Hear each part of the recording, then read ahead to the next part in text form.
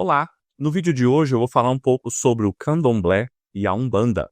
Ainda que para muitos evangélicos seja a mesma coisa, eu quero mostrar para vocês como eu tenho feito aqui uma breve origem de cada um deles, mostrando como eles se diferenciam, mas como que em cada um deles ainda perpassa uma visão de mundo, uma visão religiosa, com pontos que são bem diferentes do cristianismo bíblico, para então, no final, eu mostrar na escritura porque nós não consideramos uma expressão religiosa cristã. Bem, em primeiro lugar, quanto ao candomblé.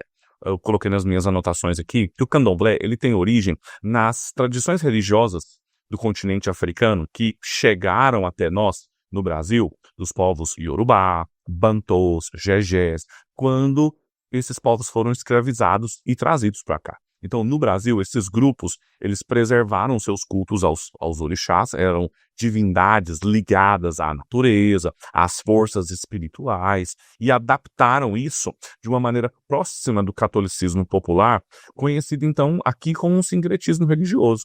Agora, o candomblé, evidentemente, ele sempre foi um culto ritualístico sacerdotal, com invocação aos orixás, com possessões, danças, cânticos, oferendas. Agora, a umbanda, por sua vez, ela surge no Brasil. O nascimento dela ali é por volta do começo do século XX, 1908, pelo Zélio Fernandinho de Moraes, que era uma tentativa de espiritualizar um espiritismo kardecista, que era muito filosófico, muito intelectualizado.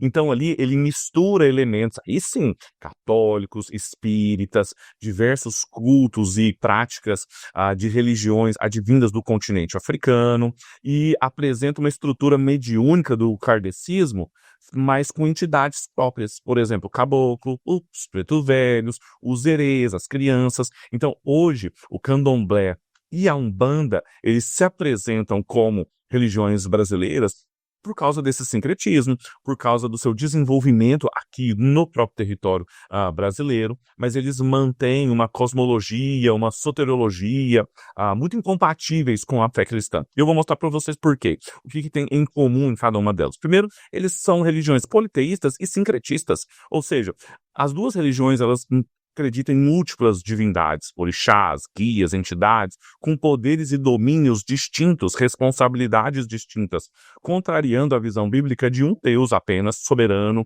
e pessoal. Além disso, eles têm uma crença numa mediação do ser humano com a vida religiosa que, na opinião do cristianismo bíblico, é falsa.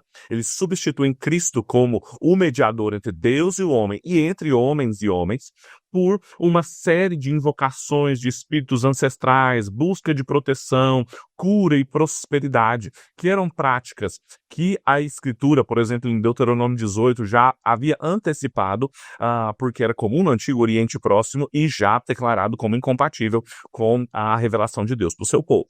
Além disso, é muito característico tanto da Umbanda quanto do Candomblé o culto aos mortos, ou seja, eles acreditam que espíritos desencarnados podem se comunicar, eles permanecem em contato com os vivos, influenciando o seu destino, as suas decisões e negando a suficiência da intercessão de Cristo e, claro, o juízo final e a falta de comunicação entre os vivos e os mortos. Tem algum tipo de relativismo moral dentro tanto do Candomblé quanto da Umbanda, ou seja, a doutrina moral fixa não é um corpo doutrinário sistematizado em termos de moral, e as decisões tomadas são de acordo com as entidades, com as suas manifestações, promovendo então uma espiritualidade muito subjetivista, sem uma autoridade normativa centralizada, revelada, não diz respeito à prática religiosa. A salvação também é uma salvação por obras e por rituais, ou seja, a comunhão com o divino é buscada por meio de sacrifícios, oferendas, caridade, em vez de fé na graça de Deus,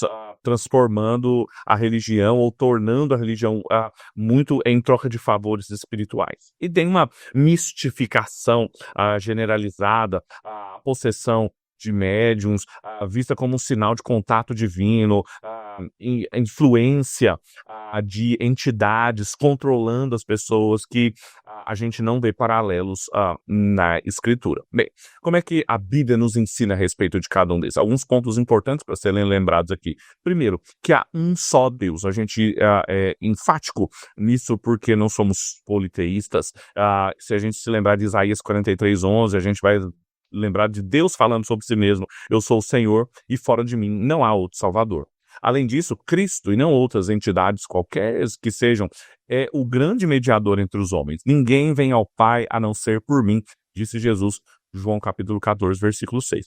Outra coisa é que os mortos não têm contato com os vivos. O cristianismo bíblico não crê nisso. Se você se lembrar de Lucas 16, 26, onde essa questão ela é diretamente abordada, ah, o Senhor Jesus nos ensina que entre nós e vós há um grande abismo, de modo que os que querem passar daqui para aí não podem. Não há contato, portanto, entre vivos e mortos. Toda forma de consulta a espíritos ou entidades ou a mortos, elas sempre foram condenadas, tanto no Antigo quanto no Novo Testamento. Você se lembrar de Isaías, capítulo 8, versículo 19, diz que quando vos disserem consultai os necromantes e os adivinhos, acaso não consultará um povo ao seu Deus?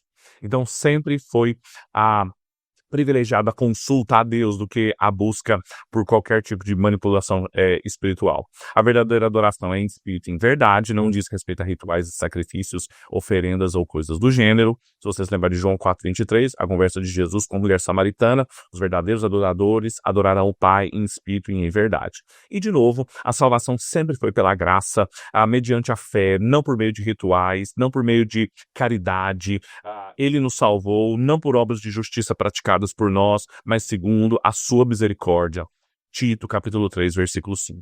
Tudo isso faz com que a religião e a espiritualidade, tanto o candomblé quanto a Umbanda, sejam muito distintas do cristianismo bíblico.